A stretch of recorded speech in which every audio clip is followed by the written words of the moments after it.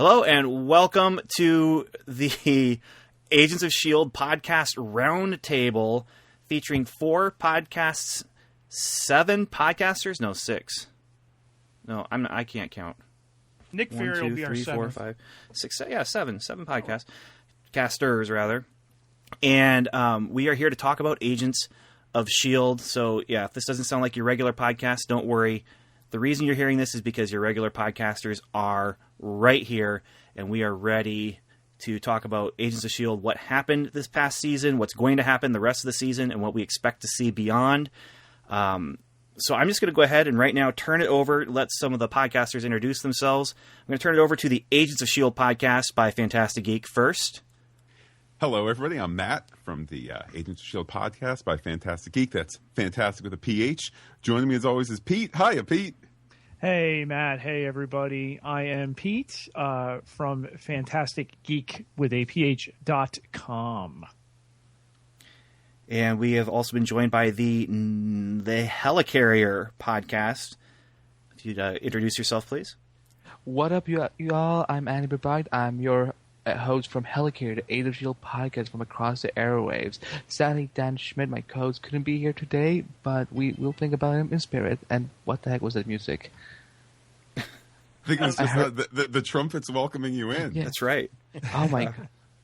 Or maybe it was, just taking a moment of silence as we the sadness for Dan not being here. This is just going to give me an ego boost. Yes. You guys are screwed. How you doing, guys? And then we also have the Nuff Said podcast. Hi, this is Jazzy or Jack Wengrowski. We are the Nuff Said podcast, and the inspiration for this is with us. He's here. Inspiration. You mean Rotund Rob Southgate? Hey, That's everybody. him. And you can find our podcast at www.southgatemediagroup.com, where we have podcasts about all sorts of stuff, including a DC show. Get the booze ready. Ooh. Boo. Oh, you meant actual booing. Okay. Yeah. It sounded more like mooing. I don't know what was up with that. I can't do that because I'm also running a DC show, so I can't. I'm a hypocrite if I tell them to boo. Yeah. Well, it's the network has my name on it, so if we start booing DC, it's a real problem here too. And then Jack gets confused about Marvel and DC, so it's perfect. Yeah, actually, yeah, I have no mental separation on any of them, so I'm really just kind of creating a false sense of strife. So my real question is Jack, how many episodes before Batman shows up on Agents of S.H.I.E.L.D.? Man, I'm just waiting for Catwoman. That's all he's waiting for. And it's not content based. I know I didn't greatly enjoy the movie. It was totally visual. Well, if you listen to our show last week when Ben and Daniel were on, we came up with an idea that would work. Samuel Jackson as Batman showing up on Agents of S.H.I.E.L.D. Awesome. With Nick Cage as Superman. Yes. So. And then it doesn't get any better. Finally, there's Welcome to Level 7, the unofficial podcast of Marvel's Agents of S.H.I.E.L.D. and the Marvel Cinematic Universe, also known as the longest title in the business. And we are me, Ben Avery, comic book writer, comic book fan, movie fan, and my co-host, Agent Daniel Butcher, Disney fan, Marvel fan, occasional lacrosse coach. All right, so together, this is the assembly. This is podcasters assembling right here. This is the initiative of podcasting, I think. And maybe next time we'll have more podcasts. These are just the podcasts that I knew were going to make a good conversation the first time out. No, we're the only ones. There are no other more S.H.I.E.L.D. podcasts out there. Right. Really, you can only fit 5 S.H.I.E.L.D. podcasts in your queue. These are the 5. Or 4. Or 4. Yeah. Depending on if you're using that Common Core curriculum for your math or not. Right. But okay, so here we are. We're here to talk about Agents of S.H.I.E.L.D. And the first thing I wanted to have us kind of talk about, and I'm going to throw this out actually to the Fantastic Geeks over there. What were your expectations when you first heard the announcement that Agents of S.H.I.E.L.D. was coming? And has it lived up to your expectations, or has your expectations changed? Well, this is Matt here. I guess I was unsure what to expect initially, kind of wondering where's the line going to be between the $200 million movies that we had seen thus far for the Marvel Cinematic Universe, and then the realities of a TV show budget. I think that as the show has been on, my expectations have changed kind of as the show has found its voice in terms of my expectation is less of the baddie of a week and more turning into that kind of serial ongoing story format that the show has really, I think, hit its stride with. I like that serial format, and I certainly want more of it. Pete, interjecting here, I would just say that I always expected the connections to this massive cinematic universe that we've established between, Thor and Captain America and everything going on there, as well as the continued connections to the Avengers and getting into something as offbeat and as loaded with potential as Guardians of the Galaxy this summer. We circled this show last spring, around the time of the pilot that, would this be our next podcast? And, we settled into it over the summer. As far as the expectations, I think it's absolutely lived up to my expectations. I can't speak for Matt. The special effects in particular, I think, on the small screen have really shown that Marvel and Disney and ABC are committed to this project. As far as my expectations changing, they haven't. They've given me what I expected going in, and I only expect to see more. All right. Anyone? Let's see. Well, Andy, what about you? Well, I have to go back to the announcement when they first announced at New York Comic Con. When they announced Coulson Lives. I think it was, yeah, New York Comic Con. You were there, weren't you? We were, as a matter of fact, yeah.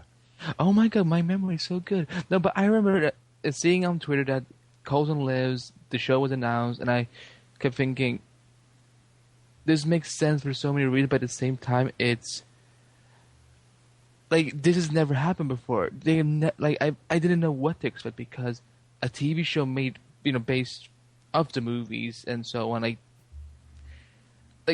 Did any one of us ever expect that when we first saw Iron Man or when we saw Captain America or Avengers? We thought that it would always be on the biggest screen. We never thought they would do like DC. We never thought they would do a show like Arrow or whatever. So I didn't know what to expect, but because I knew Coulson was there, I knew Clark Gregg was there, Joss Whedon, and so on. I got pumped and so on. It has it's been a little bit both. It has lived up to my expectations in certain areas, but at the same time it hasn't. But like Matt was saying, I'm enjoying this more serialized theme structure. I mean, more than this the procedure that they were doing for the past first 8 episodes or something like that. It just didn't work. So now I like they have an arc, they have a focus, they have a villain. That's what I like. All right, Jack and Rob from Nuff Said. What about you guys? How's it lived up to your expectations, or did you have expectations? Yeah, I have the set of the original comics, and I was kind of hoping that they were going to kind of follow the original storyline, but I think what's kind of come out of it has really been good, and it's not disappointing. I don't think you can have a Nick Fury centric show just because of Samuel Jackson. Every time he's got a project or a movie, and it just seems a perfect to have him kind of pop in. Everything is kind of Coulson centric. If you look at the original comics, it's kind of that team, and when they pop into like the barber shop, it's almost kind of reminds me of the old Get Smart. They kind of sit in the chair for a shave, and boom, they're downstairs. And, I was kind of wondering how they were kind of going to deal with that. And I think in a way, if they had gone that direction, it would have gotten a little kind of, like 1960s or 70s sitcom-ish. So, Jack, I got a question for you. Does that make Coulson, Maxwell Smart? We'd have May is 99. I don't know. Ward would be Jaime. Come on, Jack. Ward would be Jaime. Ward would be a great Jaime. He would. May would be a terrible 99. I can't imagine that Coulson I don't would know. try She kicks some butt. I think she'd be a good 99. No. She's way too aggressive. That's got to be Sky. Oh, she'd be 99. Yeah. So, Jack, right. what were your Nick Fury expectations? is Chief. Of course. And then who's Halle Berry in it? Because I know she's in this. It doesn't matter. Whatever she is perfect. Right. Jack, what were your expectations, Jack? Just because she's in a movie is just that's reason enough. Right, there you go. So, Jack, what were your expectations, he's asking? Well, my expectations were a little more, a little closer to the original, but I wasn't disappointed. Okay, there you go. What about you, Rob? My expectations, boy, how do I say this? When it started, we were very positive about it on our show, but in reality, I was a little disappointed. I thought they were missing the mark. My expectation was actually what we're kind of seeing now, where it's more mythology instead of Monster of the Week. It's when X-Files worked, it's when it went to that. And this is the same type of show, the same type of structure as like an X-Files, where if you've got good mythology going, you've got all this outer stuff going on that we're so intrigued by, then the Monster of the Week stuff works a lot better. In the beginning, it seemed like it was a lot of Monster of the Week, and it was losing audiences, and it was kind of losing us, even though we were being positive about it, because we could see where it was going. At the same time, the expectation was not quite met. Now, I have a different feeling. I think they're meeting expectations. I think that we have real momentum. There's no way it's not getting renewed at this point, in my opinion. And I think that once we hit second season, we're going to get what we want out of this show. And Daniel, what about you then? Daniel from Welcome to Level 7. Daniel? Daniel is so infuriated by that last comment. I was going off because I was like, he just what? rage quit. I was too focused on the chat room. Oh, So, well, what is the chat room saying? well, My answer, to be honest, kind of goes up with one of the answers we've seen in the chat room with Donald when he chimed in, where he stated he really expected to see non-superpowered agents working cases in the MCU universe every week. And that's really kind of what I believed we were going to see. And I believe that's what they told us we were going to see. So I expected probably 85%, 70% to be Monster of the Week, and maybe 30 to 20% being mythology episodes, to be honest. So that was always where my expectation was, and I think that's really what they said for us, is that it was going to be the non-super within the MCU. And then what I really, really was expecting was that Agent Coulson was going to be super cool because he's my hero. So, and did it live up to your expectations? Honestly, I think it has lived up to my expectations. I mean, there's some weeks where I feel like, this may not be the movie Coulson that we've seen, but we're also getting a lot more range out of Clark Gregg. I in a recent episode made comments about him having that 1,000-yard stare, because it's not just him being funny all the time. It is him showing a whole range of emotions now.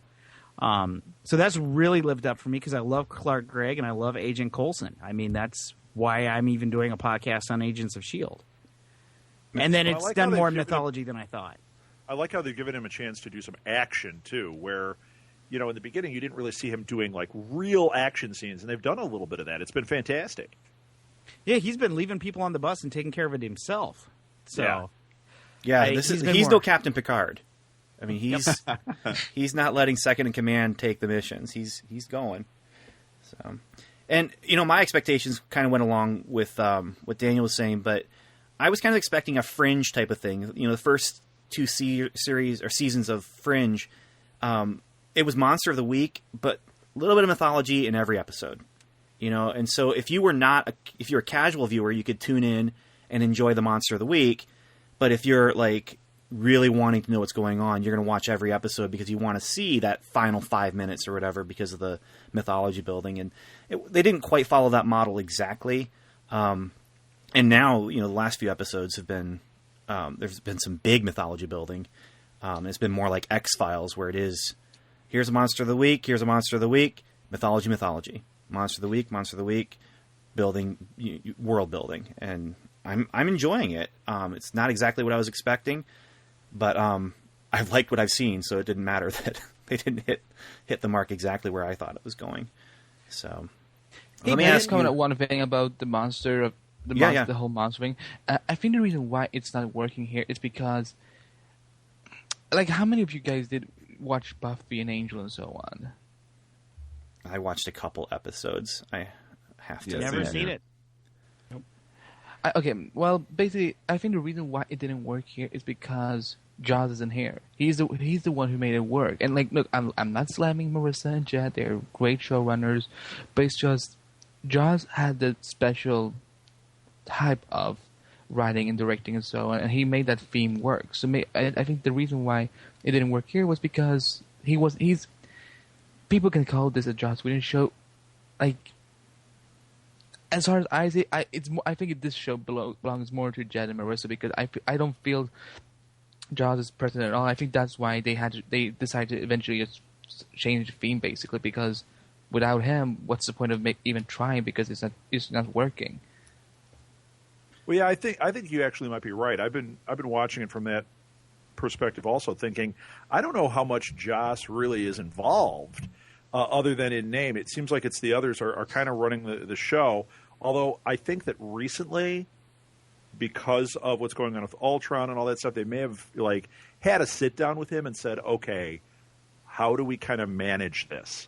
Because it definitely seems like his fingerprints are on it now, much more than they were in the beginning. Even in the pilot, I didn't think his fingerprints were necessarily there. Oh, I felt the pilot. I just felt that I think. Between episode 2 and 9, I just didn't feel. But then when we got to not the magical place, but the episode before that, what was it? Oh, really? Was it Bridges? Episode 10. Yes. Or Bridge? I started to feel more of his presence there. I think he knows. I think he was the one who decided to see the finale. I think he's a big part of what is to come. But it's just that, in terms of directing and writing and so on, there's nada. But I think you're right with Age of Ultron. And I find it kind of hilarious that they're about to start shooting the finale. And guess what movie starts filming this week? Avengers Age of Ultron. Oh, yeah, it is. Check out our Instagram. We got pictures all over it about that. Yeah. So, hey, I want to bring one up here real quick. David on our chat made a good point here. He said Sky is the way we see Whedon's involvement. David, I think you're right on the money. But expand on that. Well, I think what does that mean? That Sky's character, there was a little period there where it was a little cookie cutter. It was kind of falling apart. And in the beginning, we all thought Sky was going to be really interesting, and it just kind of disappeared. Since things have been getting better, notice they're doing a lot better with Sky. I know that on our show, Jack and I are much more into the Sky character now than we ever were. I think it's what he's doing with that character. I think that's where Whedon is saying, this is how you build a female character, and this is how you make her interesting and tough, and because she really is kind of a prototype of a Whedon character, in my opinion. I agree with that. I think they spent. I'm sorry. Go ahead. I think they spent so much time with character development that in the first few episodes there wasn't almost room for some of the things that I think the fans were looking for in the series.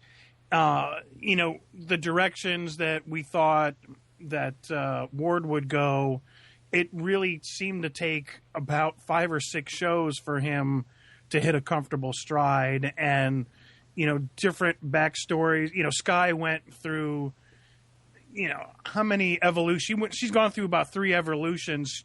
She was kind of the the rogue character on the outside. She comes inside, then she's a pariah. Now she's a 084, and and totally is kind of in with Coulson. So it's like, I'm still waiting for some of the things that they really could have done. Like you say, the Monster of the Week. We've got all these minor Marvel characters. I know Rob and I talk about, when we start to talk about the characters, well, this character is owned by Fox, and this character is owned by Sony. And you go in, you've got, 5,000 characters that aren't owned by anybody. And, Brains. so... Well, let me ask you guys Or by that. Then. Disney now. Wait, actually, let me hold off my question. Matt, I thought I heard you start to say something. Yeah, I was just going to say that in the first, 9 or 10 episodes of the season, I was definitely down on Skye as a character. I was saying, "Hey, let's kill her off." I was Yes, a I huge remember. proponent of that. But I think it's something that we've. Man. Yeah. So wait, I mean, we're not the only show that has a death watch. Come on, how long till Trip's dead?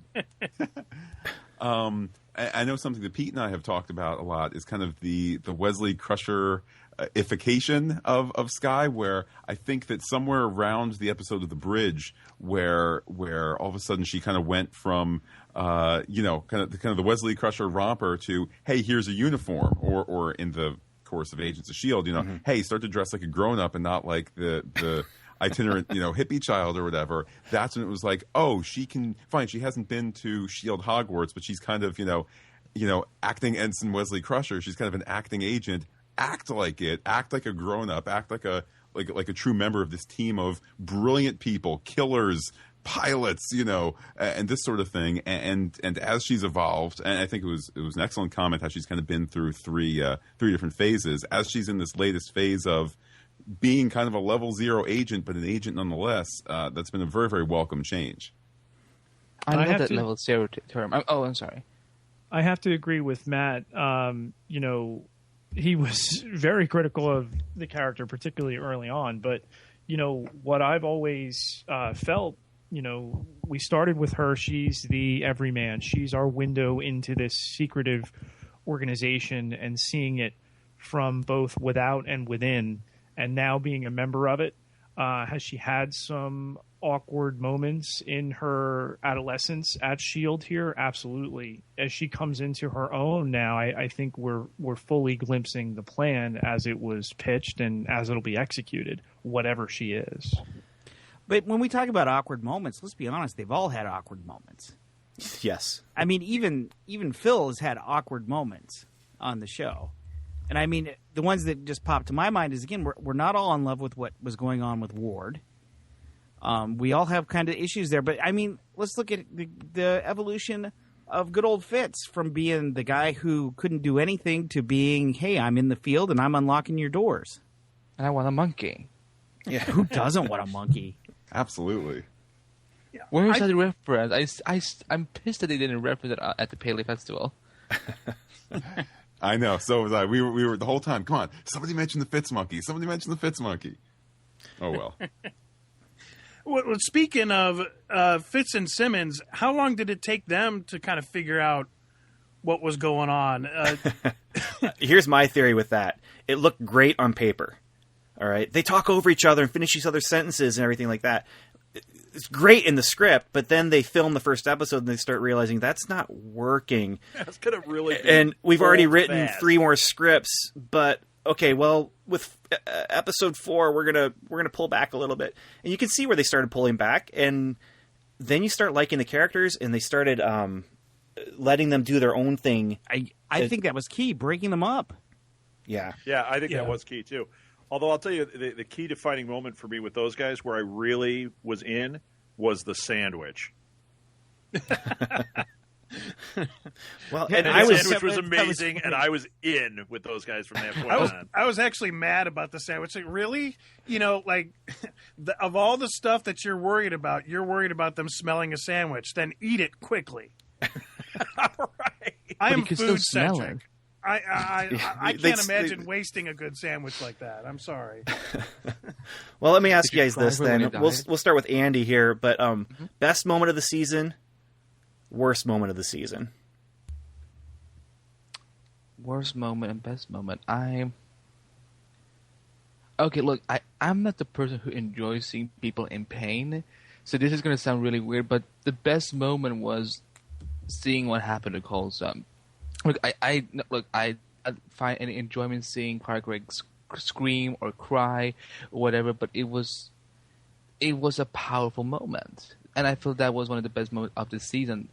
And because we could feel his pain, we could see what was going on, we could see that Nick Fury is seriously effed up. I'm just saying. And worst moment, Scorch. Scorch. Just in general. He wasn't. What the hell? Like, sure, go ahead and pick some minor Marvel characters, but oh man, he just went down the hell when he got more powers. He the way he delivered those lines were so cheesy, and I was like looking at the watch. I'm like, just get to the trailer. I just want to see the trailer for next week's episode. All right, Matt and Pete, how about you? Best moment, worst moment of the season? I'd have to say that the best moment this season for me, and I think I can speak for Matt with this, for us, was when Clark Gregg took the time to talk to us and tell us the best was yet to come, that we were going to get this giant block of episodes, which at the time he thought was going to be 6, and then we were really going to see the fruition of the plan they laid the seeds for early last year. And you're referencing your interview that you had with him. Yes. And, the guy really comes across the same, in an interview setting as he does in the panel, as I imagine he would, on set. He is as genuine and as, sincere a guy as you can hope to talk to. And, as was said before, I can't remember exactly who said it, he's the reason so many people are invested in this show. As far as a worst moment of the season, I don't have one. I don't think there's been one at this point. I'm getting out of this what I expected. For me, the best moment of the series has been the episode Tracks, which I just absolutely love. I've probably seen it, 4 times. I love how it kind of becomes this it's almost a challenging story for network TV in terms of, there's kind of this non-linear presentation where now you're flashing back to see somebody else's perspective, and they're keying you into the timeline by saying, oh, look, there's the mountain out the window, and you're slowly building your understanding of the events that's going on. Just love that episode. For me, the low point has been the episode The Well. And I'll certainly agree with Andy. Scorch wasn't great. There have been some moments that weren't great, but to me, that Thor follow-up episode, I think it's how not to do movie to TV synergy. You see Thor 2 and it has all this high energy, and I mean, it ends on the greatest of notes where, it's like, oh, hey, just the one thing I wanted out of Thor 2 was to see him come back to see Jay, and then they give it to you in the final, or I guess in the penultimate, credit thing. Oh, wow, love triumphs. And then what do you get on Agents of S.H.I.E.L.D.? They go there to clean up. And it was just kind of a bit of a letdown. And then they leave to go deal with some other Norse thing that has nothing to do with Dark World at all. Yeah. So to me, it was just, I hope for them that was a learning experience where it's like, if you're going to do a crossover, look, I know you can't get Bob Downey to do 8 episodes in a row. I understand that. I know you can't do, special effects where you're in space and there's space monsters coming through a giant portal and attacking New York. I understand that, but you don't need to do a carryover episode of hey, this, the nice guy from Ghostbusters 2 is actually like a Thor. He was friends with Thor, and now he's here, and and this is thanks for seeing the movie. Here's the B team. So to me, Lady Sif is a great example of, bring these people in, give us the wow moment. Don't kind of be like, yeah, our heroes are janitors. Can I ask you a follow-up question, Matt? You do have to give them credit, though, for 7 episodes later actually having a true crossover. Yeah, absolutely. And true sequel. Mm-hmm. I mean, it followed up on threads. It was nice. Yeah, that's where Andy, where Rob and I came up with the the janitor with superpowers. After everybody comes up with the mess, his superpower is to clean it all up. Andy, what were you going to say? I was gonna ask Matt, I don't know. I haven't listened to your episode, each of your episode about the Lady Sif episode, but I think what they should have done, they should have done that episode as the 4 crossover. I felt that timeline wise, it would make more sense. I don't know why Loki would wait so long to send not Mera. I mean Laura. She played Mera on Smallville, so that's why I keep confusing. So I don't think he would wait so long. So I agree. That was a sequel. That's how it should have been. So I completely agree with you, Matt, about just seeing they're just cleaning up stuff. Yay. But let's also throw out there, originally that episode was going to be released the same week the DVD went out. Or he was? Yeah, it ended up coming out the week after. But so even there was a tie to Thor: The Dark World and trying to make some more money for Marvel and Disney. Got to get those ABC schedulers to get on board with the Mouse House here. Yeah, that's the other thing we have to keep remembering is this is a money-making machine, and they're learning, how we're going to make money so we can continue these stories, and I'm liking that they're learning it well because. Well, and I know earlier our chat room was having a lot of conversation about, are we going to get renewed? And I think a lot of us feel really confident in saying they're going to get renewed because right at the moment, Disney has got a 1-hour commercial 22 weeks a year. Yeah. Yeah. I don't like calling it a I know, I get what you mean, but it just sounds weird calling it a commercial. Well, okay, well, you're sort of right. But... You got to consider that it's a commercial for all the other commercials, though. I mean, action figures are commercials for the movies and the cartoons. Cartoons are commercials for the action figures and the comic books. And it's the snake eating its own tail. It just has to eat slowly. Say again, I like the story, and for the producers and the creators, the story may be what's top notch. But on the Disney corporate side, they've got a lot at stake. Having this show, which promotes their movies, their toys, their print, and appearing on their network, they got a lot in stake for this thing to be successful. So, so season 2 is coming, definitely. Something that I kept saying on Helicarrier is that they will not be on Tuesday nights next year. They will move for sure. And I'm sorry, I'm going to fire some shots at CBS and NCIS. You're old. That show is 200 years old. Just die already. That show is the reason why S.H.I.E.L.D. has had some tough competition. And now with The Voice, one of our 500 other voice talent programs in America, that's it's also bad programming and bad scheduling and so on. So hopefully we will season 2. My great host here said, this is an investment for ABC and Marvel and Disney and so on. They're not going to cancel it, but they need to move it. Daniel, best moment, worst moment of the season? Best moment, and again, it comes from the pilot. It's when he comes out of the shadow and says, "Welcome to Level 7." You took mine. Okay. We knew it was coming. Well, that moment for us is a big moment, obviously. I mean, that's the moment that we bonded over. It's the moment we've named our show after, and so I just keep going back to that moment because in the Avengers, I mean, I'm a grown flippin' man, and I'm crying the first time I saw the Avengers on opening night because my guy, Coulson is me, is dead.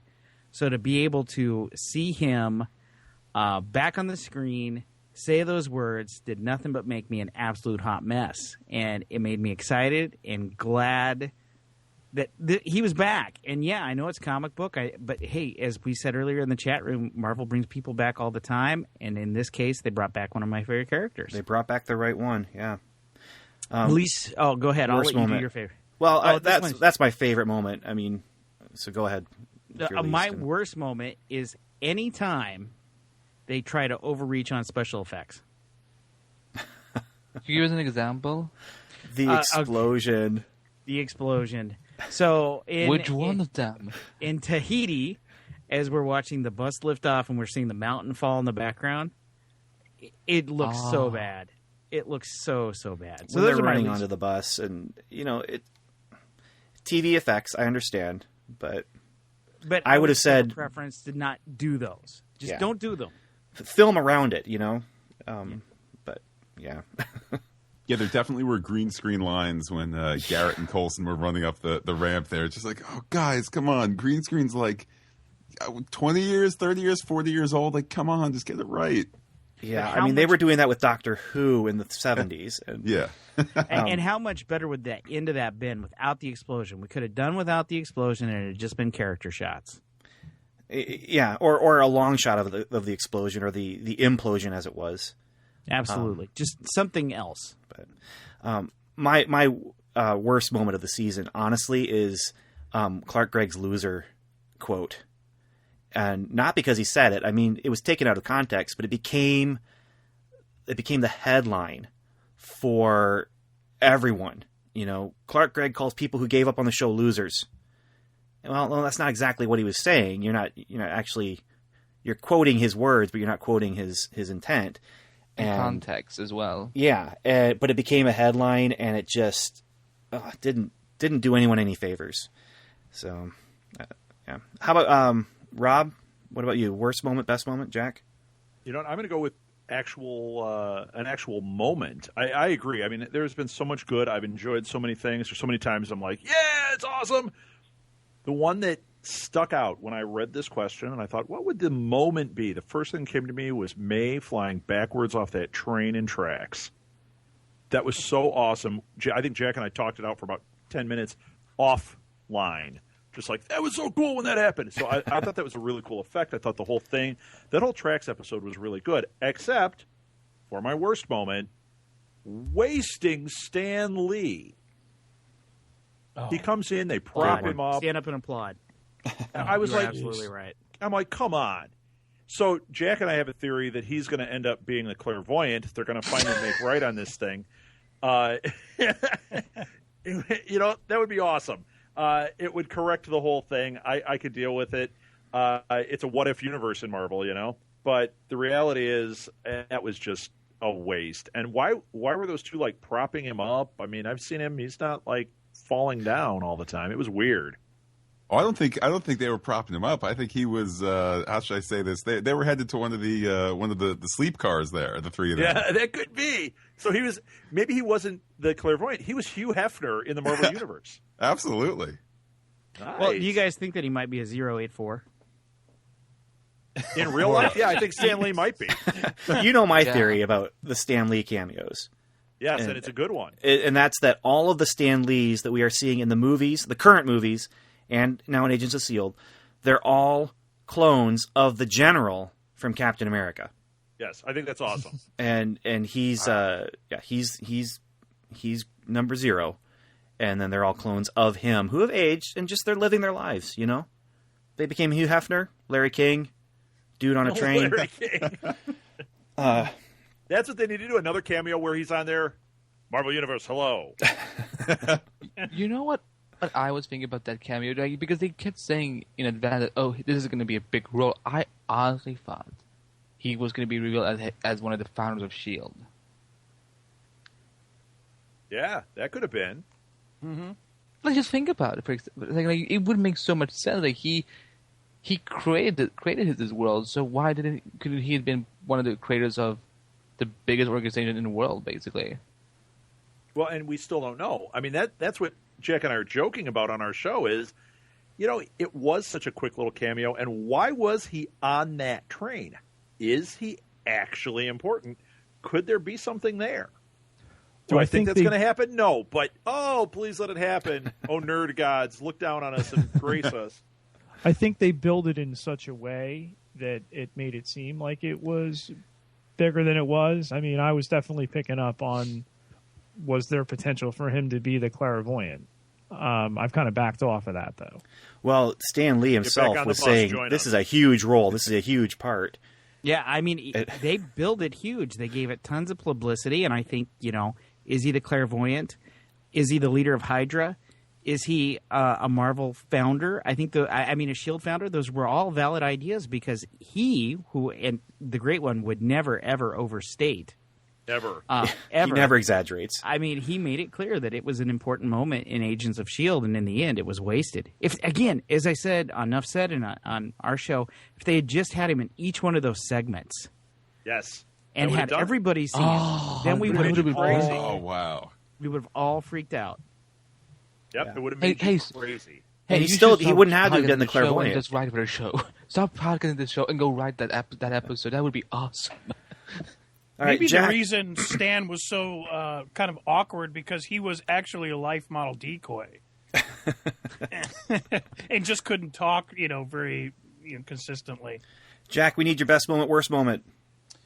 I kind of agree with the first one. Just finally answering the Tahiti question. Like you said, I didn't enjoy him, Coulson going through the reanimation, but it finally settled that whole. If I heard Tahiti's a magical place one more time, I think I was going to scream. Tahiti is up. No, wait. Never mind. But yeah, I was really glad. I just think they were building it up. They were kind of taking it there. It was more than time to kind of develop that story, and when they did, I thought they did it very well. A couple hiccups along the way, like some of the special effects. The best special effects I got from that was the bus in the air that does the 180. I thought, Oh yeah, that was sweet. That was well done. But they could tighten up some of that, especially something that's supposed to be, a tech heavy show. That we've kind of gotten some hints of the tech, but I'm still kind of waiting. The worst moment I thought was the storyline of catching Sky in the act and betraying the team. I just didn't see that in her character.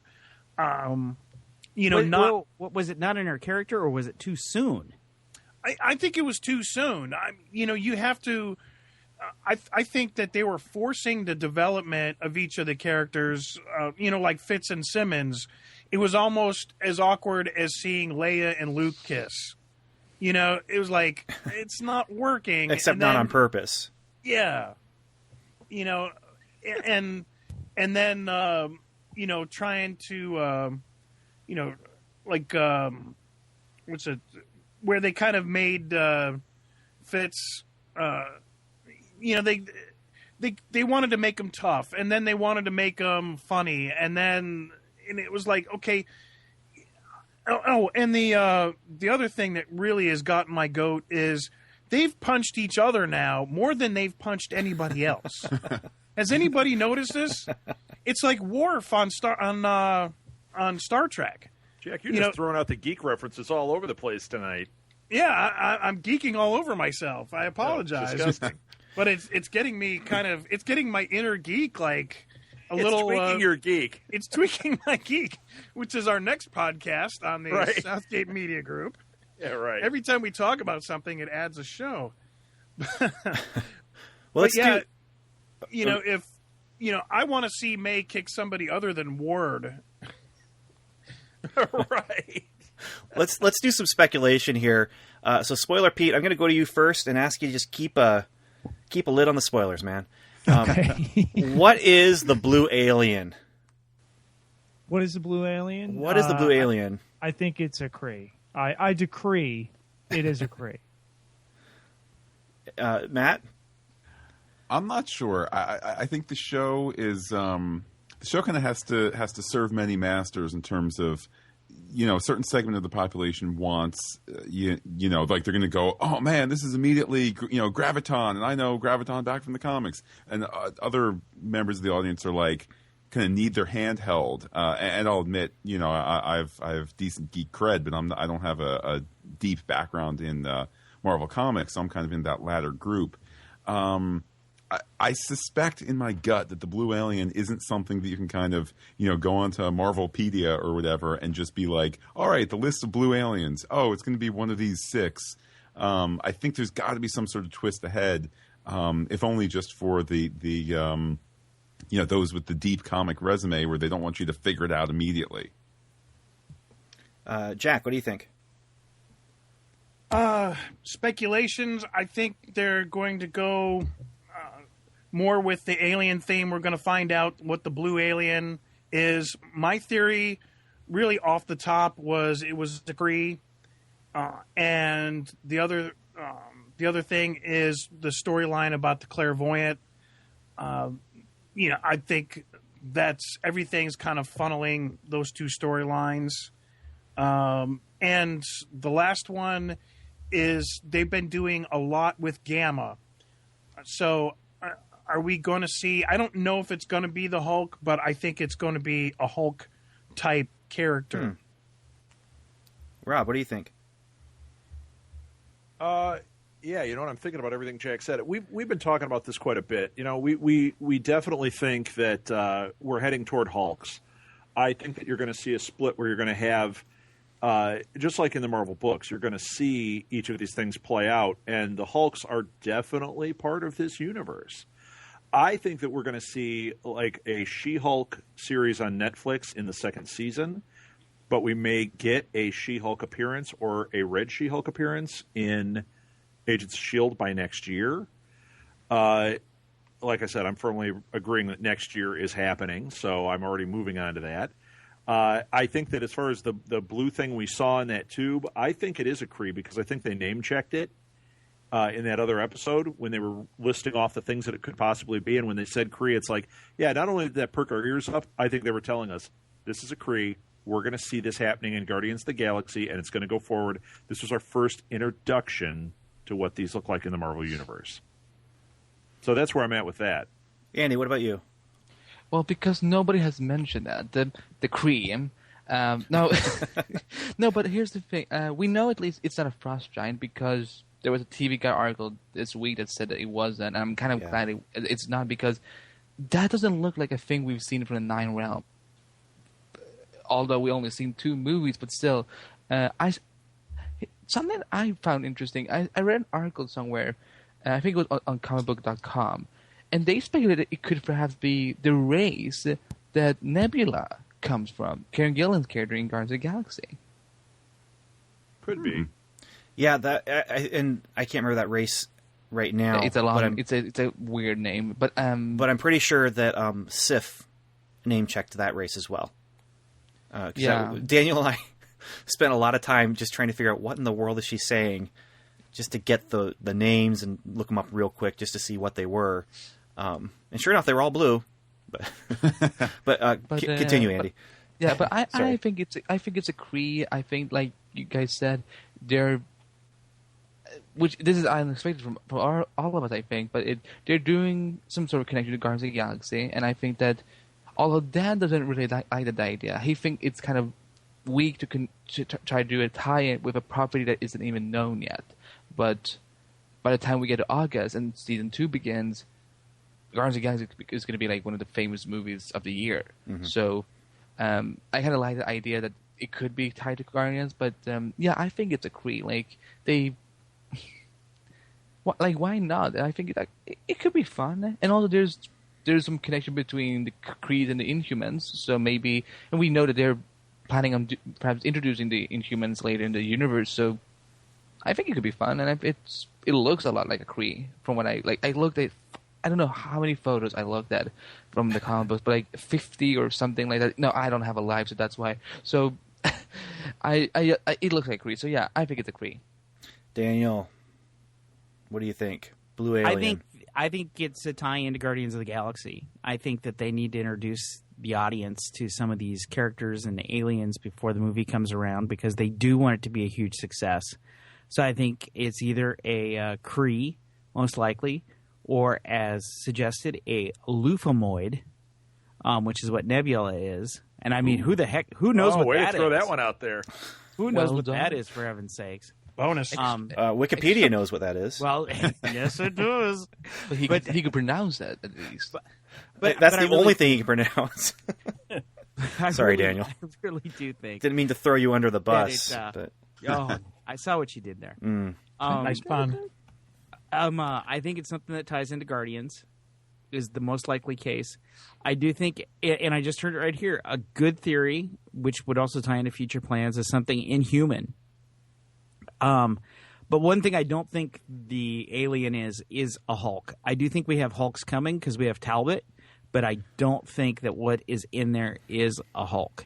I do think they were trying to convince us when they were showing us the GH pictures and memes where they were seeing the green shadow that it was something Gamma and something Hulkish, but I don't think that's what's inside the storage locker. No, it didn't. When you look at the face and they're slowly draining whatever it is, the chemicals that they're separating out, basically they're just kind of leaching out this body for whatever it has. But I think as much as you couldn't see the rest of it, that was kind of the first clue that it wasn't Coulson. It wasn't really Earth-bound. It's definitely something alien. Can I throw something out here that I agree, Kree. That's my expectation, but I'm going to blow your minds right now, okay? Drum roll. With the possibility. Wait, I just got to warn everybody. Usually when he attempts to blow our minds, it'll somehow end with West Coast Avengers. I mean, Great Lakes Avengers, but no, that's later. No, this blue alien, imagine, if you would, they find this alien during the 13 episodes of Agent Carter. That's if that happens. The origin of the alien. Well, but Agent Carter is going to happen for those 13 episodes, and I think that's a great theory because that bunker goes back to that World period. War II. Wait, yeah. Fair is fair. They have not ordered an Agent Carter pilot yet. Yeah. I would love it. They just ordered the screen. Yeah, but they will do it. It's going to happen. It's going to happen. I think this is forceful, wishful thinking. I think is what we're getting here. You know what? If it doesn't happen, then Southgate Media Group is happy to produce an Agent Carter's 13-episode series. It'll be very low budget, but we'll be happy to do it. What role are you going to give Agent Daniel on that show? We're going to make, actually, Jack will be Agent Carter. It's going to be a very weird interpretation. Agent Daniel, you can be on as Agent Daniel. I think we'll have the old Agent Daniel, and then there'll be a whole story of how you come to be here now, just like Cap. Just as long as I'm not a love interest to Agent Carter if he's playing it. No. Hey, as long as I can be a love interest with Dum Dum Dugan, I'm fine. Yeah, I want to be Charlie the janitor with this superhero cleanup power. You are Charlie the janitor. What are you talking about? Hey, you guys made a mess. I bet I can clean this up in 0.3 seconds. I can clean it up faster than you made it. Okay, let's go to some more crazy speculation. And I'm going to go crazy backwards and break up the order that Ben's been using. And I'm actually going to start with him at the end of the alphabet. Who do you think is the Clairvoyant? And who would you like him to be? Okay, who do I think it is? I'm thinking it's going to be a variation on MODOK. It's going to be the MCU-ification of MODOK. But who do I want it to be? I want it to be the leader. I really would enjoy seeing that callback to Incredible Hulk. That character, that's they set up the character for us. This is perfect. Just pick him up and run with him. But I really think it's going to be some sort of MODOK guy, but not what he really looks like in comic books and cartoons. All right. But I have a question. Oh, go ahead. Did you guys see that photo that was released somewhere of what? No, that photo cracks me up because it's so low tech. It's like somebody's basement or like the basement of some warehouse, just all these, or the basement of a school. That's what it is. All the televisions on the rolling carts that you have in your school, and they just brought them all down into one room, and that's what the picture looks like to me anyway. But what if that isn't the Clairvoyant? What if it isn't? Like, who said it has to be him, that photo? I don't know. I know a lot of people do say it was the Clairvoyant. How many of you guys... I think almost all of you tweeted about it during the commercial. I never saw the commercial when it aired. They re-aired it tonight. It was in the commercial again tonight, so it's in next week's episode. It's in the Deathlock episode, which is already screened. And yeah, while they're, hey guys, don't talk about this, I'm sure something would have leaked out at this point. Interesting. Okay. All right. Jack, what DC character is the Clairvoyant? Go.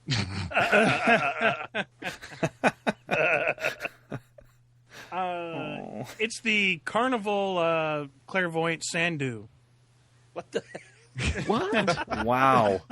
That's an even better answer than I could have possibly imagined. He was discovered by Loki and exiled by Odin.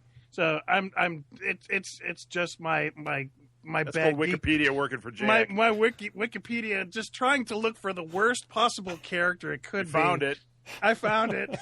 Even the graphic on this guy is just awesome. It's just like a guy in a green turban holding a crystal ball. But I think they're going to bring somebody in. I think it's going to be a name actor. I would, like Rob and I talked about, I would love to see Stan Lee kind of redeem the awkwardness that was on the train. I think his appearance on the train and the involvement of the Clairvoyant would lend itself. Also, I do like the general clone theory that would be pretty marvelous, but I think they're going to kind of go their own direction. I don't think it's going to be a Marvel character per se, although I think they'll bring in somebody and go, it'll be like a Samuel Jackson level actor. You took the words right out of my mouth. Sandu Rob. or the Yeah, I was just going to say. No, I think Are you it's on the gonna be same some Wikipedia sort of- page? I think it's going to be some sort of attempt at secret casting, maybe for a final scene of the season that they shoot, 3 days before the episode airs to try and keep it secret, and it's going to be some big name, a la, hey, Sam Jackson's at the end of Iron Man, what? And just something where you go, wow, I'm really impressed, and it's maybe one scene, it's somebody that we haven't seen at all, and you just go, oh my goodness, I cannot imagine how they're going to use this person in season 2. it's either going to be Robin Williams or Morgan Freeman. Doesn't he have a show that hasn't been canceled yet? Yes. Morgan Freeman on television? Morgan Freeman on television? That's new. Rob. You know what? Morgan Freeman was on Zoom, so it's not that new. So Wait, Showing our age, no. Rob. No, Rob. don't correct him. Just let it slide. he was. Yeah. He was The on Zoom, electric wasn't he? slide. He was on the Am I Electric wrong? Company. Electric Company. Electric Company. Yeah. With Spider-Man. Yeah, you know what? I just had a mini stroke over here. So it was the Anyway. clairvoyant. Something's going on with my eye. Rob, that's what I want to talk to you about. Rob, you've been abandoned by Jack, who started his own Halle Berry podcast. You replace him with the clairvoyant. Who is it? Okay. First of all, you guys are going to laugh, but I'm still saying it's Stan Lee. I really do think that something like that is going to happen. I think that there is a very solid theory going out there, which you just floated, which is that it is somebody we haven't seen.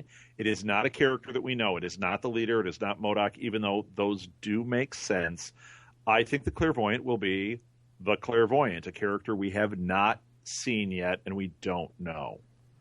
I think they're creating a big baddie that is unique to the show that maybe will cross over to the movies, but maybe just be a big baddie in the S.H.I.E.L.D. universe. But I'd like to see Stan Lee as the guy. Well, it worked with Harley Quinn. I mean True. that became a classic character. And let's be Yeah, in honest. fact, That a lot was of people not. don't I mean, even it started on realize- the screen. So A lot of people think Harley Quinn actually has been around forever, and no, that's Nope. something that started on the cartoon. yeah. No. There you Andy, go. There's my theory. If Okay, Halle Berry winds up the clairvoyant, I will implode. Andy, And she- if the clairvoyant's Uh, not an inhuman, who is it? Okay, I have 3 theories. Okay, one is it's a fun one that I think could be interesting, because of all the Asgardian presence this season, because of what we know what he's doing right now up in Asgard. Loki. Now hear me out. Hear me out. I know he's expensive. I know he's Loki. But here's the thing. He said that he's talked to Joss Whedon about wanting to be on the show. He wants to do an episode of the show. And just think about it. If you're Loki and you kill like a human being, you think, I'm the most powerful thing ever, but yet he survives, that would make him obsessed. And I think that he would do something that's nuts like this. And like I said, all the Asgardian presence this season. Like, for example, Odin, quote unquote, Odin sent Lorelei to Earth. Why did he need Lorelei to be on Earth? Well, he needed to get rid of Lady Sif for a while. So I'm just saying, and I think it would be kind of cool to see Coulson have that final confrontation and, being able to wrap up that arc forever, because I don't know if Coulson has ever expressed this, but I feel that he has still some hatred towards Loki that he just needs to get out. So that's a fun fear. It could be cool, it could work, but it probably won't happen. My serious one is Papa Smurf. No, I'm kidding. No, but I don't know. I just saw something red and blue. No, but I think it's MODOK.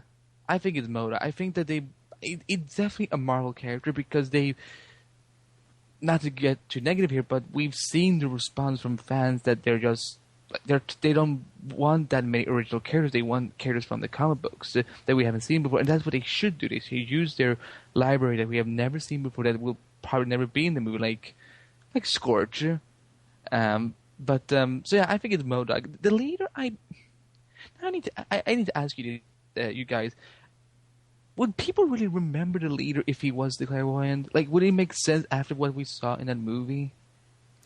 I think it makes sense, but I don't think people necessarily remember him. I think that also means they can recast him. Yeah, but I don't think you recast him. I think you keep the same guy, and now it makes that Thor movie interesting to people. It brings them back to that, which helps establish that Thor thing. You mean Hulk? Hulk. Yeah, Hulk. You know what? I told you I had a mini stroke earlier. The Clairvoyant has done something to my eye and brain. He's listening. He's spoken to your cell phone while you were. It's all right. On your show, I kept misidentifying Nova, so it's all good. And I will say that I do think that when you look at the comics right now with Secret Avengers, which is the S.H.I.E.L.D. book, they are pushing MODOK heavily in there, Andy, to the point where there's romantic tension between him and Maria Hill. Oh, I want to tell those two kids to go get a room, because it's just crazy. But she's married now with Barney Stinson. Oh, wait, wrong show. Sorry. Agents of S.H.I.E.L.D.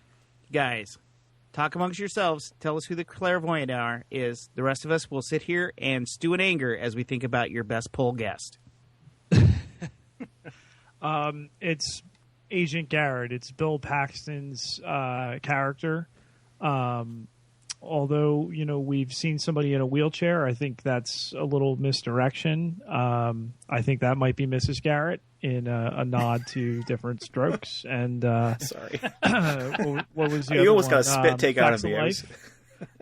But yeah, I think it might be Bill Paxton. We've talked about who you might pull in and to play that role, and I think he knew so quickly, and he was on the scene so quickly.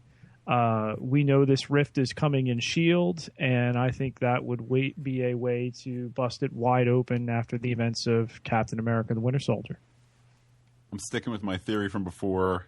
It's somebody who we have yet to see, and somebody that I think we might see for 30 seconds or less at the end of the season, and that'll kind of be your season 1 of Lost cliffhanger, where it's like, hey, here comes the answer, which will be explored next season. Adios, have a good summer, goodbye. But you still think it's a Marvel character, though? I like the theory that the Clairvoyant, whoever had said it, you're a genius, that it could be just a brand new character, that the a la Harley Quinn, this could just be, you look back 10, 15 years from now and go, hey, where did that Clairvoyant come from? Oh, it was, on the TV show. Now it's, now the Clairvoyant is in comic books and graphic novels and the Ultimate Universe and so on and so forth. Mm-hmm. I love the idea that it's somebody just brand spanking new. Well, and I'll just go ahead and ask, and anyone can really respond to this.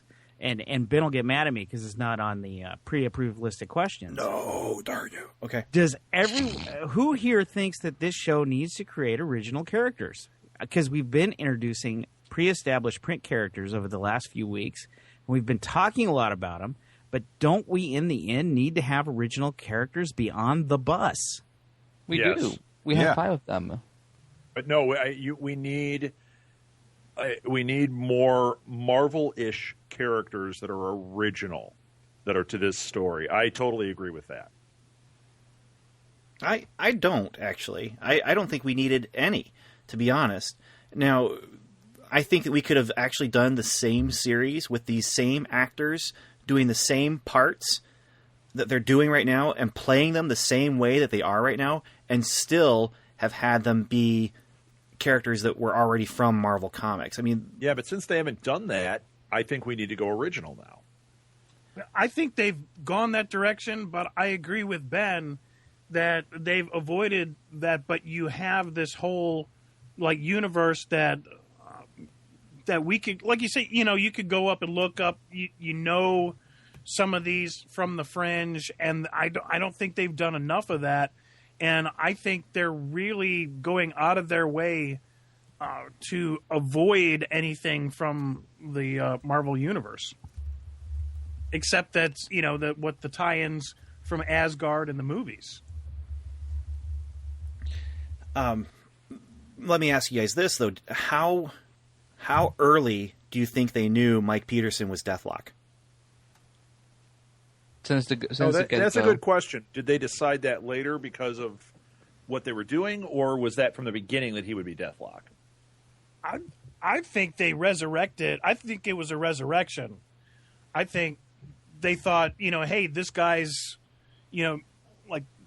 probably turned out a little more popular, a little better episode than they said, you know what, let's bring this guy back and find a way to integrate him back in. I think they knew from the beginning that because here's a little funny trivia, because there was an interview with Jeff Bell before the pilot aired, and they were asking about Mike Peterson, and when he found out, he didn't even know it was a minor Marvel character, and I felt like that can't be true. And then if they reveal that we planned him to be Deathlock, it was just, I think they were also waiting to see if they could use him. So I think they planned it from the start. I think they always knew, but it was just that, we need to wait till the second half of the season. Hi, guys. I need to answer the question in the following way. My name is Daniel. I'm a recovering Heroes addict. Welcome, Daniel. Welcome. So here's my deal. I really, really, really wanted them to have known up front that this was the plan, because my biggest fear is that Agents is going to turn out to follow a hero's path, in the sense that those last few seasons of Heroes, as much as I loved it, turned into a group effort writing it, because they were taking so much input and feedback from the fans that it was becoming convoluted, because they were testing and adjusting like every other week. So what I'm hoping is that was their plan, they stuck to it, and they didn't wait for criticism before they decided, hey, we got to find a character that we can make this guy. Hey, this guy looks like Cyborg. Let's go ahead and throw him in. There have been a few times, a few instances from the first, say, 4 episodes of the season, where I think when the show was in Monster of the Week mode, where I suspect they've gone back and kind of retconned, for example, Ian Quinn or the I Spy baddie. I think that they've gone back and kind of retconned those into the Clairvoyant storyline, and it wouldn't surprise me if that was a similar case with Mike Peterson, where they kind of say, hey, we're getting our sea legs here in terms of doing a serial story.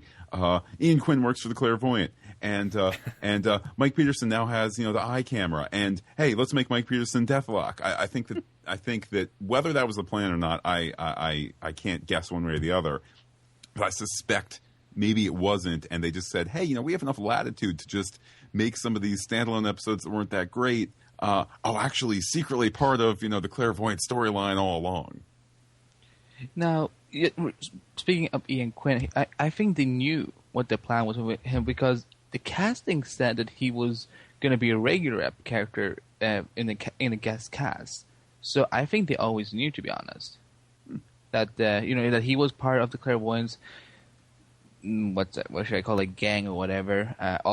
Because I never seen it, I don't know if he is the guy who has a gang. But I don't think they retcon or modify anything. I think there's a few things, maybe a couple of things, but other than that, I think they knew from the start. It was just that we need to get through this slow first part of the season. Fair enough. I'm sure they're not going to admit to anything, that is less than perfect, No, I read their mind. That's how I know. Because you're the clairvoyant. Dun, dun, Oh, wait. But Psychics don't you're- exist wait in a this minute. universe. Sorry. But you're right, though. They're not going to admit that something that may have had a misstep was wrong. Because look at what they did with the one-shot, All Hail the King. Oh, let's not go there. I don't think we have time to go there. They had that plan the whole time. We're not. We don't have time for that. I don't want to go through that pain anymore. Okay, let's wrap this up then, and let's just ask, what are you expecting, and what are you kind of hoping for in the end of the season here and going into the next season? Where do you think we're going on the bus? And let's start with Andy. Honestly, and people are gonna hate me for this, but next season I think they need to ditch the bus. It's limiting them so much when it comes to the action stuff, and so I think that they can fly, they can use it to fly and so on. But I want to see more of the action. I want to see more of the story take place outside, not in the plane. As cool as it is, I'm just saying. For these last couple of episodes, because I don't know. Do you guys read the official description as soon as they get out or something? I do not. Okay, well, having read what I've read, I feel like this show is becoming more Marvel-y, because that was one of my major issues. I can't talk. Major issues in the first half, because it's just you have this history, you have this universe, but it's like they're trying purposely to get away from that. So I feel I like that it's becoming more Marvel-y. We know that Victoria Hand is coming back. Good Lord, she's so gorgeous and awesome. And we're seeing these, either minor agents or something, but they're still awesome. So Trip? it's not Triple. I mean, he's awesome. I mean, Sitwell and Blake, for example. Whoa! You did not just call Sitwell a minor agent. Okay, Sitwell is me, and we are Sitwell. Come on. Okay. He's Daniel projects himself a lot on things he sees on TV. It's all right, but I just like that it's becoming more Marvel-y, and I think that's what they should keep doing. Like on the question of more original characters or not, of course there needs to be a balance of having original characters and characters from the comics or so on. It's just that I like seeing them using what they have and then some. So that's what I hope for the show to, accept that you're part of this phenomenal franchise that has been box office results like nuts for the past. When did Iron Man come out? 2007? 2008. So it's been like 6 years now. Like, just embrace that. Be proud of it. Accept that it's awesome. Like, it's gonna make the show better and so on, because there's so much you can tell us that we've never seen before. So that's what I'm hoping for, it to embrace what it is. Enough said, guys. Rob, Jack? You know what? I'm going with the same thing. I actually agree with you. I wanted to embrace its marvility. How's that for a word? That's a good one. Yeah, thank you. And I really do think that going into the next season, it's going to be more mythology mixed with... I think the mythology is going to get stronger. I think the Monster of the Week is going to literally be more Monster of the Week, with Hulks and aliens and things coming into this more. And I also think S.H.I.E.L.D., the figures we see on the bus right now are going to be more... I don't know if I say rogue, because I think they're still part of S.H.I.E.L.D., but I think S.H.I.E.L.D., after the events of Captain America, is going to be very splintered. It's going to be a very different organization. I think these guys are going to be operating on their own a little bit more, in a different way. So I think it's just going to be a little bit tougher show. I don't think it's going to be, Marvel's version of the S.H.I.E.L.D. or anything, with Coulson being Vic Mackey. Although, how awesome would that be? But I never saw it, so I don't know. Oh, well, you know what? You need to get off this podcast and go marathon the hell out of that show. Hey, It's awesome. I was born in 1993. Like, I was probably too young. When did that show come out? I don't know. We just marathoned it this summer. So you were born in 93? Yeah. Wow. I know that. Some of us are thinking about older than that right now. Yeah. Some of us are thinking about, wow, I could be your dad. Oh no! Ouch. I was an E6 in the Army in 93 in Japan. So I was just sucking my thumb then when you were doing that. Okay, cool. Well, Jack was sucking his thumb too, but that's a different story. Well, I'm doing that right now, but you can't see it over the podcast. That's why I'm a podcaster. Goodness. All right. We hear the sucking sounds, Jack. Jack. All right, those are my theories. Jack, Jack, what are you expecting, man? Well, hey, thanks for the proper lead-in. That was really great, Rob. You're welcome. I think once they kind of get through the tie-ins on the movies, I'm kind of hoping that they do a little more Marvel-centric. I think what's going to happen, though, is they're going to do the same thing coming up with May that they did with Skye. Whoever she's reporting to, they're going to make us believe it's like she's some sort of rat. And I don't know that I like the way that it's going, although they've already gone that direction. So that's just my problem.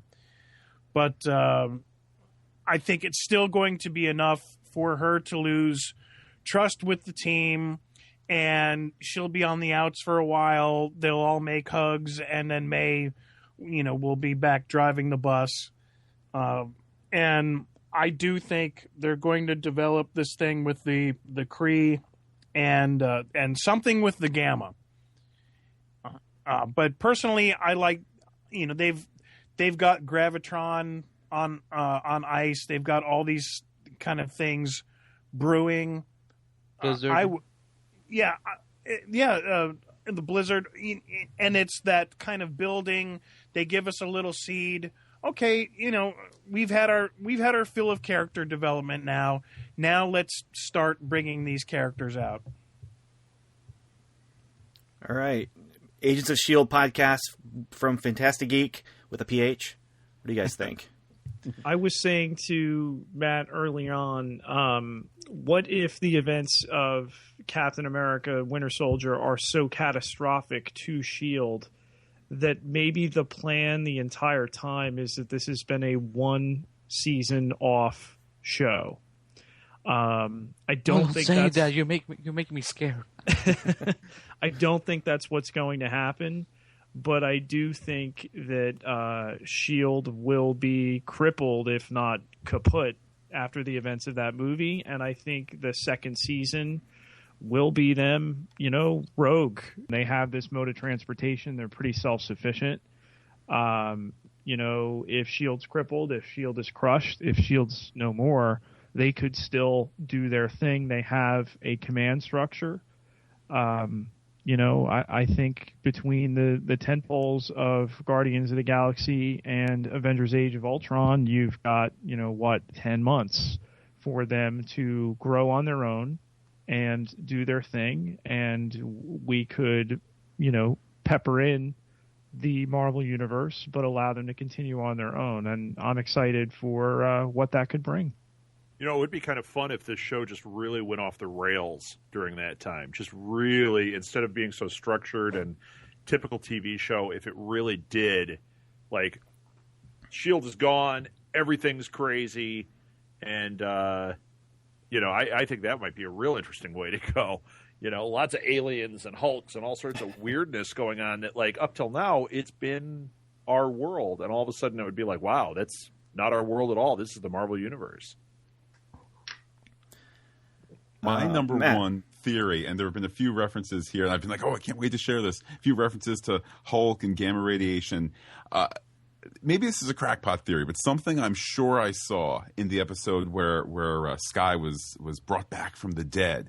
I am convinced that she had a red pulsing light moving up her chest towards her neck a number of times in that scene. Just happened for a second. Maybe if it was that heartbeat monitor that's just, a prop, maybe it was that, although I don't think so. I'm convinced of what I saw. I did some okay screen caps from ABC.com that I put on PhantasticGeek.com. I think that we're headed somewhere with, that GH325 that was injected into her will somehow create, a red sky or a red Hulk. Yeah. That would be cool. Red sky. Make that happen. I really think that's. I mean, at least that's a wish. I'm not saying I'm convinced it will happen, but I'm wish convinced hard of what I enough it saw. could happen. That's right.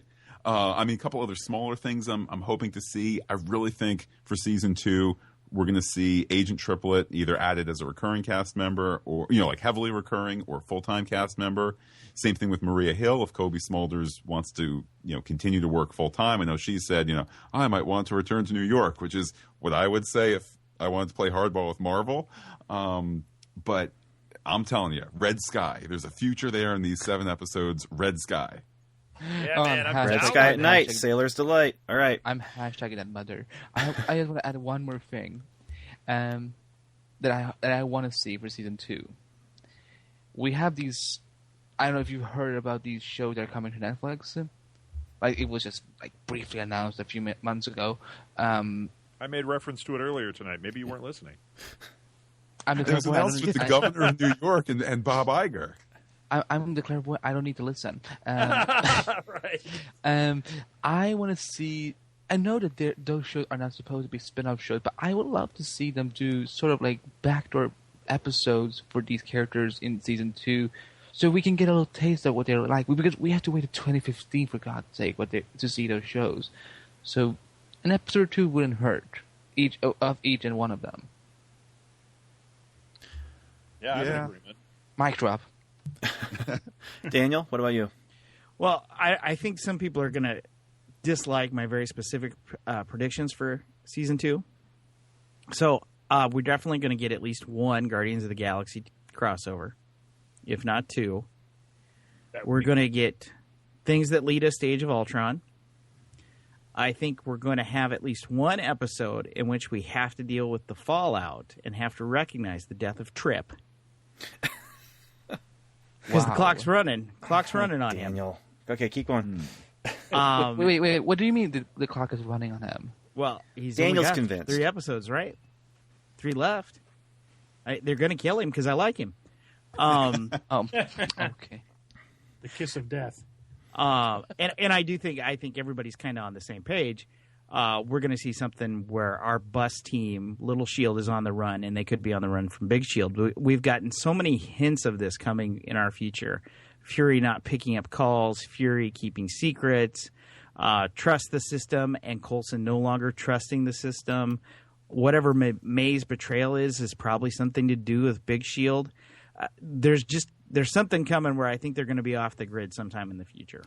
And season 2 seems like a good place to have Little Shield versus Big Shield. Yeah, and here's my predictions. I've moved my prediction from the April 1st episode to the April 8th episode that we'll see Chris Evans in April 8th.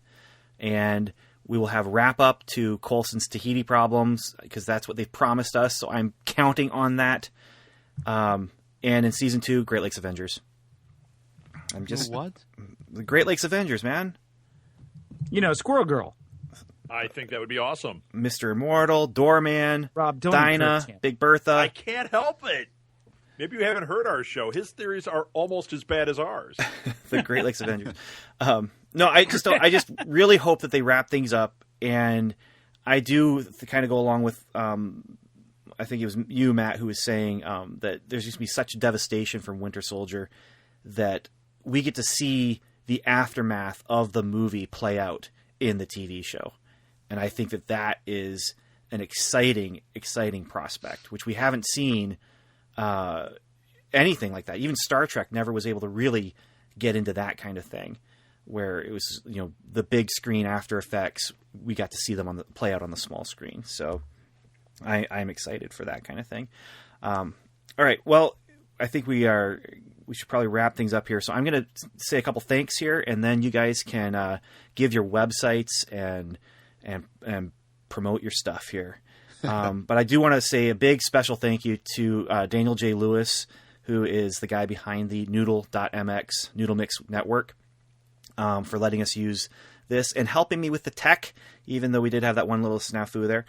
And so huge thanks to Daniel and the Noodle Mix Network. Really appreciate that. And I also want to say big thanks to you guys for making this happen, to Matt and Pete and Rob and Jack and Andy and Daniel, making this work and actually be fun. So that's what I was hoping for. That's what I got. That first question about expectations. Yes. Okay. Expectations met. And I really am excited to do this again. I listened to all your podcasts, so I knew that I was going to like what I was hearing. I was just hoping we'd get along. You had to stick out with my voice for like 17 episodes. That's... So, sorry, man. Good content trumps whatever you think about your voice. So, well, thank you. Yeah, so I do really, really appreciate that, guys. And so I would like you now to tell all the listeners from all the different podcasts where you can be found.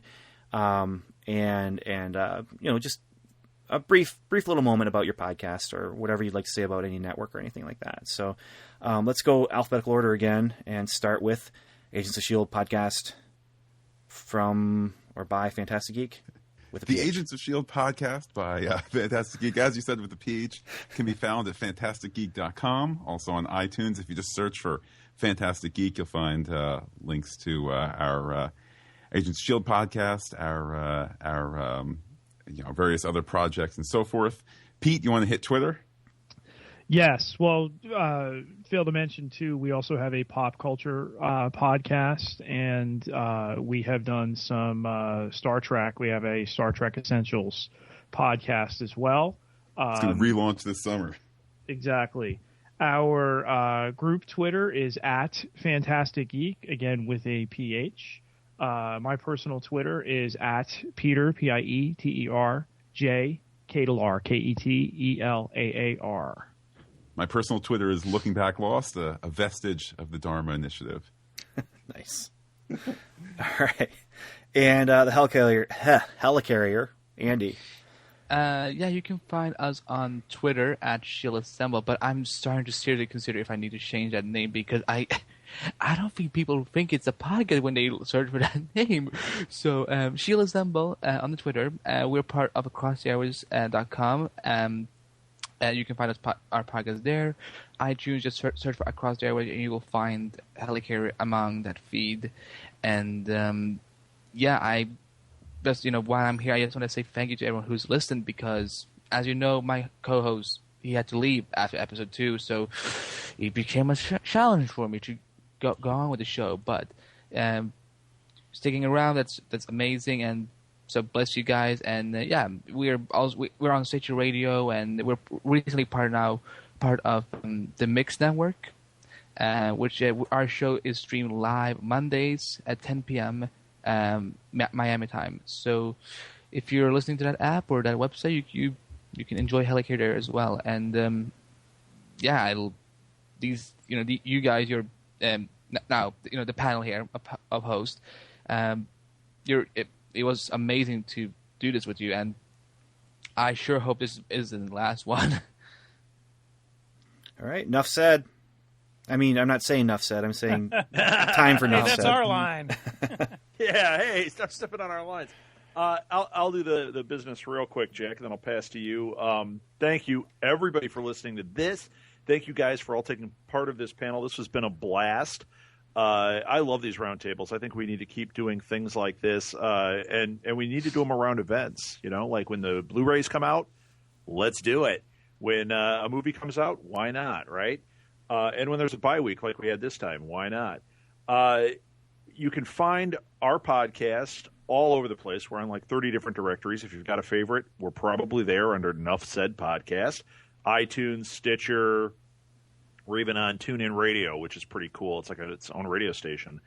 You can find us on our website, which is www.southgatemedia.com. Nope, I said it wrong. Southgatemediagroup.com. I own it, and I still say it wrong. And you can follow me on Twitter at rsouthgate, and you can follow the show on Twitter at Nuff Said Podcast. Jack, take it away. My Twitter is at jwengroski. It's WENGROSKY, spelled just like it sounds. And usually I get a couple laughs on that one. But I've got on the network I've got the Baker Street podcast and the Blacklist SMG Blacklist podcast, and the Twitter on that is at the Blacklist Pod, and that's weekly with the kind of a James Spader centric thing. But that's it here. And Ultron. Yeah, right. And Daniel, welcome to Level 7. Yeah, well, we can be found at welcome-to-level7.com. And we're on Facebook at facebook.com/welcome-to-level7. And on Twitter, what are we, my friend? Level 7 Pod. And you can find me at benavery.com. You can find Daniel at Beyond Disney. Oh, Beyond Disney. Between Disney. Between Disney.com. And on Twitter as at Between Disney. I don't feel so bad for saying mine wrong now. Oh, but it was Daniel's. Well, it's mine. Now, if I had gotten my website wrong, that would have been a problem. Just benavery.com. That's, yeah. So, well, thank you again, everyone. And I do hope to do it again. And until next time, I don't know what to say, because normally we end with a quote from the episode that we just watched. And I think Jack and I know what to say. I think that's a poop. How about Podcasters Assemble? That's pretty good. Podcasters Assemble. That's pretty much exactly the spirit of what we're doing here in so many different ways. So, yeah. Brett Dalton went to clown school, by the way. That's beyond me. What?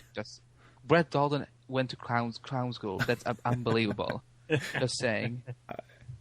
I would agree. I have to tell my wife this, because maybe this will knock him down a few pegs. Yeah. No, none of those abs. That's all right. On that note, I think it's time to say goodbye. This really was fantastic. I think it's Thank time you to again, say Ben. enough said. Yes, Yeah. thank you, Ben. Enough said. On the Yeah, Helicarrier. Jack. Thanks, everyone. Adios. Bye-bye. Bye now.